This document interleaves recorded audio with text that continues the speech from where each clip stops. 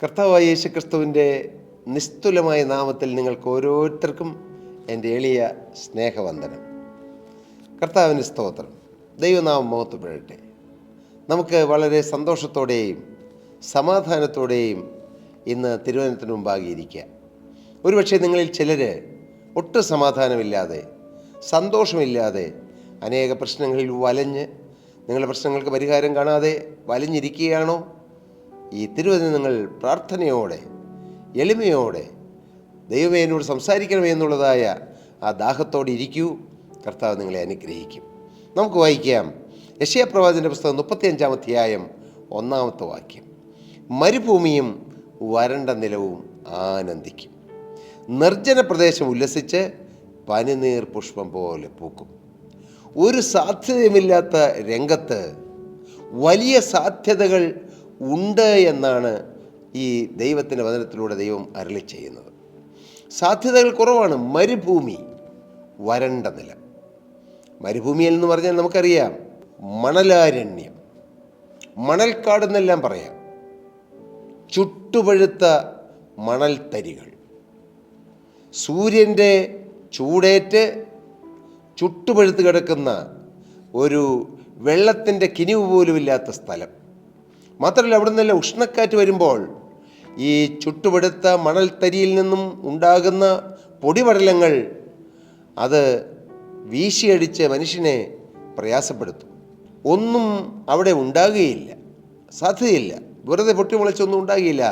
കിലോമീറ്ററുകൾ കടൽ കിടക്കുന്നത് പോലെയാണ് മരുഭൂമി കിടക്കുന്നത്, മണൽക്കാടുകൾ കിടക്കുന്നത്. സാധ്യതകളില്ല. ദൈവത്തിന് മരുഭൂമിയും വരണ്ട നിലവും. ഇനി അടുത്തത് പറഞ്ഞിരിക്കുന്നത് നിർജ്ജന പ്രദേശം, മനുഷ്യവാസമില്ലാത്തൊരു സ്ഥലം. രണ്ട് കാര്യങ്ങൾ ജീവനുള്ള ദൈവം ഈ ഭൂമിയിലുള്ള രണ്ട് കാര്യങ്ങൾ ഉയർത്തിപ്പിടിച്ചിട്ട് അസാധ്യമായ ചില കാര്യങ്ങളെ ദൈവം നമ്മുടെ നേരെ കാണിച്ചിട്ട് പറയുകയാണ്, ആ അസാധ്യമായ സ്ഥലത്ത് സാധ്യതകൾ ഉണ്ടാകുമെന്ന്. എന്താണ് സാധ്യത? മരുഭൂമിയും വരണ്ട നിലവും ആനന്ദിക്കും. ആനന്ദത്തിന് സാധ്യതയില്ലാത്ത രംഗത്ത് ആനന്ദമുണ്ടാകുമെന്ന്. നിർജ്ജന പ്രദേശം ഉല്ലസിക്കുമെന്ന്, അത് പനിനീർ പുഷ്പം പോലെ പൂക്കുമെന്ന്. എന്തൊരു മനോഹരമായ ഒരു പ്രത്യാശയുടെ വാഗ്ദത്തം നിറഞ്ഞു നിൽക്കുന്ന വാക്കുകളാണ് ഈ യെശയ്യാ പ്രവചൻ്റെ പുസ്തകം 35-ാം അധ്യായത്തിൽ രേഖപ്പെടുത്തിയിരിക്കുന്നത്. പ്രിയപ്പെട്ടവരെ, ഇത് കേവലം ഈ ഭൂമിയിലെ മരുഭൂമിയെക്കുറിച്ചുള്ള ചില കാര്യങ്ങൾ പറഞ്ഞ് അവസാനിപ്പിക്കുവാനല്ല ദൈവത്തിൻ്റെ പരിശുദ്ധാത്മാവ് എഴുതിയത്. മരുഭൂമി പോലെ വറ്റി വരണ്ട് കിടക്കുന്ന മനുഷ്യജീവിതങ്ങൾ, അവിടെ ആനന്ദമുണ്ടാകുമെന്നാണ് കർത്താവ് പറയുന്നത്. ഇന്ന് മരുഭൂമി പോലെയല്ലേ മനുഷ്യജീവിതങ്ങൾ? ഇന്ന് ഈ വാക്കുകളെ കേൾക്കുന്ന നിങ്ങൾ ചിലരെങ്കിലും ജീവിതം മരുഭൂമി പോലെയല്ലേ? ഒരു പ്രതീക്ഷയില്ല, പ്രതീക്ഷയ്ക്ക് സാധ്യതയില്ല. കർത്താവിന് സ്തോത്രം. ആനന്ദമുണ്ടാകുമെന്ന് ചിന്തിക്കാൻ പറ്റുകയില്ല. കാരണം ജീവിതത്തിലേക്ക് തിരിഞ്ഞു നോക്കിയാൽ മരുഭൂമിയുടെ അനുഭവങ്ങൾ, വളരെ ദുഃഖം നിറഞ്ഞ സാഹചര്യങ്ങൾ. കർത്താവിന് സ്തോത്രം. പ്രതീക്ഷയില്ല, കാരണം വെള്ളമില്ല. വെള്ളമുണ്ടെങ്കിൽ എങ്ങനെയും ഒരു തരിനാമ്പെങ്കിലും മുട്ടിപ്പൊളിച്ചു വരും. പക്ഷെ വെള്ളമില്ല. ജീവിതത്തിൽ നിരാശപ്പെട്ട് തകർന്ന് തരിപ്പണമായി കിടക്കുന്ന ജീവിതങ്ങൾ ആരെങ്കിലും ഇന്നീ വാക്കുകളെ കേൾക്കുന്നുണ്ടോ? നല്ലൊരു കുടുംബജീവിതം തുടങ്ങി, നല്ലൊരു വിവാഹ ജീവിതം പ്രതീക്ഷയോടെ തുടങ്ങി. പക്ഷേ കുറച്ച് നാളങ്ങ് പോയി, പിന്നെ എല്ലാം തകർന്ന് തരിപ്പണമായി. മരുഭൂമി പോലെയായി ജീവിതം, മരുഭൂമി പോലെയായി വരണ്ടുണങ്ങി ജീവിതം. മക്കളെ പോറ്റി വളർത്തി, അവരിന്ന് എതിരായി നിൽക്കുന്നു. അനേകം മാതാപിതാക്കളുടെ ഹൃദയം, ജീവിതം മരുഭൂമി പോലെ വറ്റി വരണ്ടുണങ്ങിക്കഴിഞ്ഞു. അവർ ദൂരേക്ക് നോക്കിക്കൊണ്ടിരിക്കും. പഴയ കാലങ്ങൾ സ്മരിച്ചുകൊണ്ട് അവർ മക്കളെ പോറ്റി പുലർത്തിയതും വളർത്തിയതെല്ലാം ഓർത്തുകൊണ്ടിരിക്കും. മരുമരീചിക പോലെയാണ് അവരുടെ ജീവിതം. പ്രതീക്ഷയില്ല. ഇനി അങ്ങനെ ഒരു നല്ല കാലം കിട്ടുമോ? പ്രതീക്ഷയില്ല. ഞാൻ ചോദിക്കട്ടെ, നല്ല യൗവനകാലത്ത് തങ്ങളുടെ ജീവിതം പാപത്തിന് വിട്ടുകൊടുത്തു. ഇന്ന് കുറ്റബോധം. ഈ കുറ്റബോധത്തിന് രക്ഷപ്പെടാൻ കഴിയുന്നില്ല. ജീവിതം വരണ്ടുപോയി. ഇങ്ങനെ എത്ര അനുഭവങ്ങൾ. നല്ലൊരു ബിസിനസ് തുടങ്ങി, വളരെ പ്രതീക്ഷയുണ്ടായിരുന്നു, നല്ലൊരു അഭിവൃദ്ധി ഉയർച്ചയും കിട്ടുമെന്ന്. എന്നാൽ പെട്ടെന്നാണ് എല്ലാം തകിടം മറിഞ്ഞത്. ഇന്നൊരിക്കലും തീർക്കാൻ കഴിയാത്തതായ ചില കടബാധ്യത തലയിൽ വന്ന് കയറിക്കഴിഞ്ഞു. കടക്കെണി. ഇനി എങ്ങനെ അതിൽ നിന്ന് രക്ഷപ്പെടും? മരുഭൂമിയുടെ അനുഭവത്തിലൂടെ കഴിയുകയാണ്. ഇങ്ങനെ നൂറ് കാര്യങ്ങളില്ലേ നമ്മുടെ ജീവിതത്തിൽ? അനേകർ വഞ്ചിച്ചത്, സ്ഥലവും വീടും ഉള്ള സമ്പത്തെല്ലാം വിറ്റ് വിദേശത്തേക്ക് പോകുവാൻ ഒരു ഏജൻ്റെ കയ്യിൽ കൊടുത്തു, എല്ലാം കൊടുത്തു. പക്ഷേ ഇപ്പോൾ ആ ഏജൻറ്റിനെ കാണുന്ന പോലുമില്ല, വിദേശത്ത് പോകാനോ പറ്റിയില്ല. തകർന്ന് തരിപ്പണമായി മരുഭൂമി പോലെയുള്ള ജീവിതം.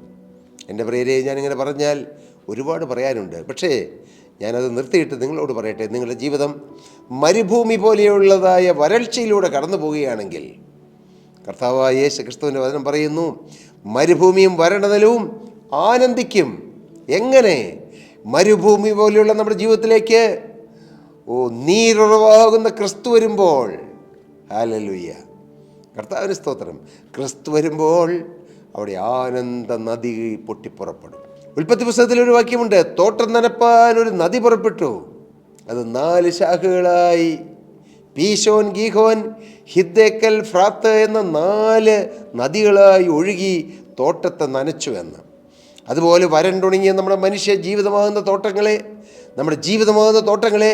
ക്രിസ്തുവിൻ്റെ വചനം, ക്രിസ്തുവിൻ്റെ ആശ്വസിപ്പിക്കുന്നതായ ആ തലോടൽ നമുക്ക് ആനന്ദം തരും. ഹല്ലേലൂയ. നിങ്ങൾ വിശ്വസിക്കുന്നുവോ? ഇന്നത്തെ നിങ്ങളുടെ ജീവിതം മാറും. ഒന്നേ വേണ്ടൂ, യേശുവിലേക്ക് വരിക. മാത്രമല്ല, കർത്താവിൻ്റെ വചനം പറയുന്നു, നിർജ്ജന പ്രദേശം ഉല്ലസിച്ച് പനിനീർ പുഷ്പം പോലെ പോക്കുമെന്ന്. ഇന്ന് നിർജ്ജനമാണ്, ആരും സഹകരിക്കുന്നില്ല, ആരും സ്നേഹിക്കുന്നില്ല, ഒറ്റപ്പെട്ടു പോയി, ജനങ്ങളില്ല, ഏകാന്തത അല്ലേ? മരുഭൂമി ഏകാന്ത സ്ഥലമായി കാണുന്നു.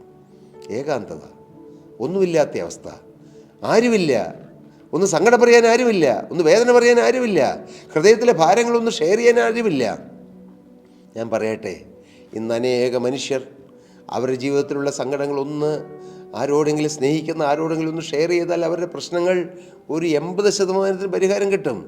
പക്ഷേ ഒന്ന് തുറന്നു പറയാനില്ല ആളുകളില്ല, അതിന് ക്ഷമയോടെ അവർക്ക് വേണ്ടി സമയം ചെലവഴിക്കാൻ ആളുകളില്ല.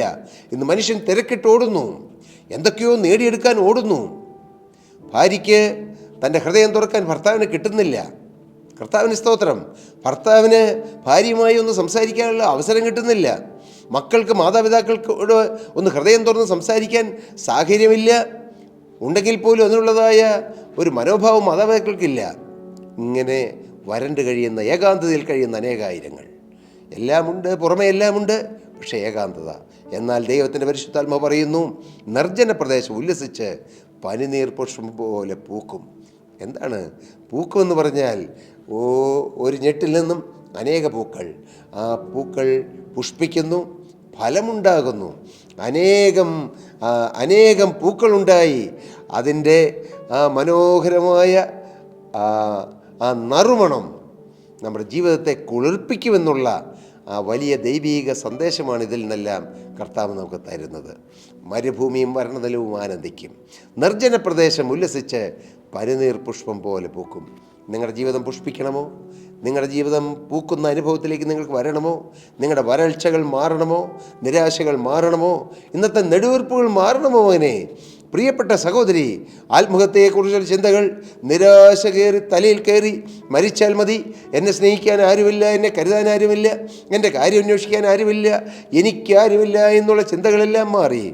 എനിക്ക് യേശുവുണ്ട്, യേശു ഉണ്ടെങ്കിൽ യേശുവിൻ്റെ മക്കളുണ്ട്, യേശു ഉണ്ടെങ്കിൽ യേശുവിൻ്റെ ദൂതന്മാരുണ്ട്, യേശു ഉണ്ടെങ്കിൽ മാലാഖമാരുണ്ട്. അങ്ങനെ വലിയൊരു സംഘത്തിൽ അതിൽ ഒരാളാണ് ഞാനെന്നുള്ള ആ വലിയ ചിന്ത, വലിയൊരു സ്വർഗീയ സദസ്സിൽ രക്ഷിക്കപ്പെട്ട വലിയൊരു കൂട്ടം, ആ കൂട്ടത്തിൽ ഞാൻ ഒരാളാണെന്നുള്ള ആ ഒരു ചിന്ത നിങ്ങളുടെ ഏകാന്തത മാറ്റിത്തരും. കർത്താവിന് സ്തോത്രം. എൻ്റെ പ്രിയപ്പെട്ടവരെ, ഈ സൗഭാഗ്യം നിങ്ങൾ നഷ്ടപ്പെടുത്തരുത്. യേശുവിലേക്ക് വരൂ. യേശു നിങ്ങളുടെ ജീവിതത്തെ മാറ്റും. യേശു നിങ്ങളുടെ നിരാശകൾ മാറ്റും. യേശു നിങ്ങളുടെ ഭാരങ്ങളെ മാറ്റും. യേശു നിങ്ങളുടെ സങ്കടങ്ങളെ മാറ്റി നിങ്ങളുടെ ജീവിതം തുള്ളിച്ചാടുന്ന അനുഭവം. ഹല്ലേലൂയ. ഒരു റോസാപ്പൂ പനിനീർ പുഷ്പം പൂത്തു നിൽക്കുമ്പോൾ അത് കാണാൻ എന്തൊരു രസമാണ്, അതിൻ്റെ മണം ആസ്വദിക്കാൻ എന്തൊരു സുഖമാണ്. അതുപോലെ മറ്റുള്ളവരെ കുളിർപ്പിക്കുന്ന, മറ്റുള്ളവരെ സന്തോഷിപ്പിക്കുന്ന ഒരു ജീവിതമായി നമ്മുടെ ജീവിതം മാറുമെന്ന് പറയുമ്പോൾ നിങ്ങൾക്കത് വിശ്വസിക്കാൻ പറ്റുന്നുണ്ടോ? ഒരുപക്ഷെ നിങ്ങളുടെ സാഹചര്യം കൊണ്ട് നിങ്ങൾക്കത് സാധിക്കില്ലെന്നാണ് തോന്നുന്നത്. പക്ഷേ നിങ്ങളുടെ ജീവിതത്തെ മാറ്റിമറിക്കുവാൻ യേശു ക്രിസ്തുവിന് കഴിയും. എത്രയോ ജീവിതങ്ങളെയാണ് എൻ്റെ കർത്താവ് മാറ്റിയിട്ടുള്ളത്. എത്രയോ തകർന്ന് തരിപ്പണമായി പോയ ജീവിതങ്ങളെ, വരണ്ടുണങ്ങിപ്പോയ ജീവിതങ്ങളെ, നിരാശയിൽ താണുപോയ ജീവിതങ്ങളെയാണ് കർത്താവ് പിടിച്ചുയർത്തി ഇന്ന് കർത്താവിൻ്റെ സാക്ഷികളായി ലോകം മുഴുവൻ ഓടിച്ചുകൊണ്ടിരിക്കുന്നത്. കർത്താവിന് സ്തോത്രം. അനേകായിരങ്ങൾ ഈ ക്രിസ്തുവിനെ അനുഭവിക്കുന്നു.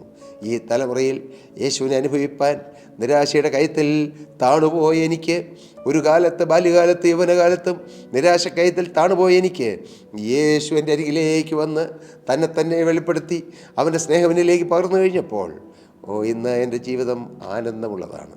ഹല്ലേലൂയ, ഉല്ലാസമുള്ളതാണ്, സന്തോഷമുള്ളതാണ്. കർത്താവിന് സ്തോത്രം. എൻ്റെ ജീവിതം പുഷ്പിച്ചു. അതേ മകനെ, നിൻ്റെ ജീവിതം പൂക്കും. മകളെ, നിൻ്റെ ജീവിതം പൂക്കും. യൗവനക്കാരാ, നിൻ്റെ ജീവിതം പൂക്കും. പ്രിയപ്പെട്ട മാതാവേ, പിതാവേ, നിങ്ങളുടെ ജീവിതത്തിൽ ഇനിയും നിങ്ങളുടെ ജീവിതം പൂക്കും. സന്തോഷത്തിൻ്റെ ഒരു നല്ല കാലം നിങ്ങൾക്ക് തരും. കർത്താവ് അതിനിടയാക്കട്ടെ. എൻ്റെ പ്രിയരെ, ഈ ഭൂമിയിൽ തീർന്നു പോകുന്ന ഒരു ജീവിതത്തെക്കുറിച്ച് മാത്രമല്ല ഞാൻ പറഞ്ഞത്. നിങ്ങൾക്ക് നിത്യതയിൽ സന്തോഷത്തിൻ്റെ പ്രതീസായിൽ യേശുവിനോടൊത്ത് നിത്യയുഗായുഗം വസിക്കാനുള്ള ഭാഗ്യത്തിൻ്റെ നാന്ദി കുറിക്കാൻ ഈ ഭൂമിയിൽ വെച്ച് ദൈവം അവസരം തരികയാണ്. കർത്താവിന് സ്തോത്രം. അതിന് കർത്താവ് ഇടയാകട്ടെ. ഇപ്പോൾ ഞാൻ നിരാശയിൽ കഴിയുന്ന, ഭാരത്തിൽ കഴിയുന്ന, ഏകാന്തതയിൽ കഴിയുന്ന, വിരഹദുഃഖത്തിൽ കഴിയുന്ന പ്രിയപ്പെട്ടവർക്ക് വേണ്ടി ഞാൻ പ്രാർത്ഥിക്കാം. നിങ്ങൾ ഈ പ്രാർത്ഥനയിൽ ആത്മാർത്ഥമായി പങ്കുചേരൂ. കർത്താവ് നിങ്ങളെ വിട്ടുവയ്ക്കും. കർത്താവ് നിങ്ങളെ തൊടും. കർത്താവ് നിങ്ങളുടെ നിരാശകൾ തുടച്ചു മാറ്റും. കർത്താവ് നിങ്ങളുടെ സങ്കടങ്ങൾ മാറ്റും. നമുക്ക് പ്രാർത്ഥിക്കാം. സ്വർഗീയ പിതാവേ, രാജാതിരാജനായ ഞങ്ങളുടെ കർത്താവേ, സ്ത്രീയെ, നീ കരയുന്നത് എന്തെന്ന് ചോദിച്ച് കരയുന്നവരെ കണ്ണുനീർ തുടയ്ക്കുന്ന ജീവുള്ള ദൈവമേ, നയ്യിലെ വിധവയുടെ കണ്ണുനീർ തുടച്ച കർത്താവേ, നാഥ, മാർത്തയുടെയും മറിയുടെയും കണ്ണുനീർ തുടച്ച കർത്താവേ, എത്രയോ പേരുടെ കണ്ണുനീർ അവിടുന്ന് തുടച്ചു. നാഥ, ഇന്ന് കണ്ണുനീരും കൈയുമായി കഴിയുന്ന, നിരാശയിൽ കഴിയുന്ന കർത്താവ്, ഇപ്പോൾ ഈ പ്രാർത്ഥനയിൽ സംബന്ധിക്കുന്ന അനേകർ ദുഃഖഭാരത്തിൽ, വേദനയിൽ, സങ്കടത്തിൽ ഒറ്റപ്പെട്ട് കഴിയുന്നല്ലോ. നാഥ, അവർക്ക് വേണ്ടി ഞാൻ പ്രാർത്ഥിക്കുന്നു. അപ്പോൾ ഈ പ്രാർത്ഥിക്കുന്ന സമയം അനേകരെ കർത്താവ് തൊടണമേ, അനേകരെ സന്ദർശിക്കണമേ, യേശുവിൻ്റെ കരം അവരുടെ മേൽ നീട്ടണമേ, അവരുടെ കണ്ണുനീർ തുടച്ചവർക്ക് ആശ്വാസം നൽകണമേ, ഉല്ലാസഘോഷം നൽകണമേ, ആനന്ദ സ്വരം നൽകണമേ എന്ന് പ്രാർത്ഥിച്ച് അനുഗ്രഹിക്കുന്നു. യേശു ക്രിസ്തുവിൻ്റെ അത്ഭുത നാമത്തിൽ തന്നെ, ആമേൻ. ഹല്ലേലൂയ. കർത്താവ് നിങ്ങളെ അനുഗ്രഹിക്കട്ടെ. പ്രിയപ്പെട്ടവരെ, ഞങ്ങൾക്ക് ഏതെങ്കിലും പ്രാർത്ഥനാ വിഷയങ്ങളുണ്ടെങ്കിൽ ഞങ്ങളെ തീർച്ചയായും വിളിക്കാം. ഞങ്ങൾ നിങ്ങൾക്ക് വേണ്ടി പ്രാർത്ഥിക്കും. പക്ഷേ നിങ്ങളും ഈ യേശുവിനെ സ്വന്തം രക്ഷിതാവും കർത്താവായി കൈക്കൊണ്ടതിന് ശേഷം നിങ്ങളും പ്രാർത്ഥിക്കൂ. കർത്താവ് നിങ്ങളുടെയും പ്രാർത്ഥന കേൾക്കും. നിങ്ങൾക്കും വ്യക്തിപരമായ അനുഭവങ്ങൾ തരും. അങ്ങനെ യേശു നിങ്ങളുടെ സ്വന്തമാണെന്നുള്ള ആ ഒരു വലിയ അനുഭവത്തിലേക്ക് വരുവാൻ കർത്താവ് ഇടയാക്കട്ടെ. കർത്താവ് എല്ലാവരെയും അനുഗ്രഹിക്കട്ടെ. ദൈവനാമം മഹത്വപ്പെടട്ടെ.